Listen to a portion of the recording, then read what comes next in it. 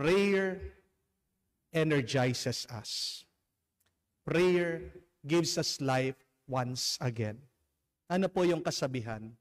A day without prayer is a day without power. A day without prayer is a day without power. Isipin niyo po ang dasal, parang susi ng sasakyan. Pag nagdarasal ka, para sinisindihan mo sa sasakyan, hindi po ba, parang nasisindihan ang ating mga kaluluwa. Pero hindi natatapos doon. Sinindihan mo ang sasakyan, ang tanong, saan papunta ang sasakyan? Marami sa atin pagkakamali, pagkatapos magdasal, tapos na. Hindi.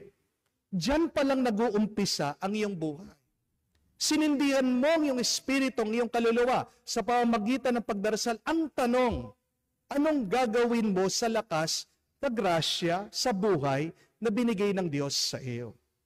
Kaya nga po, pansinin niyo, dito sa turo ng ating Panginoon, pagkatapos siya tayong tinuruan ng kanyang dasal, ano po yung kadugtong nito? Sabi niya, magpatawad kayo.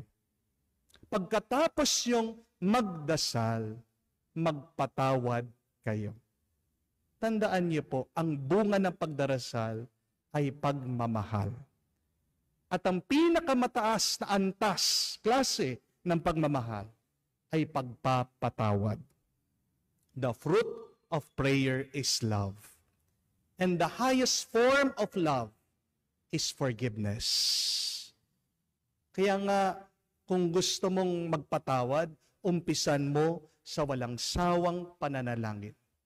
Gusto mo maging mas makulay, mas magandang iyong buhay, umpisan mo, huwag kang magsasawa sa pananalangin.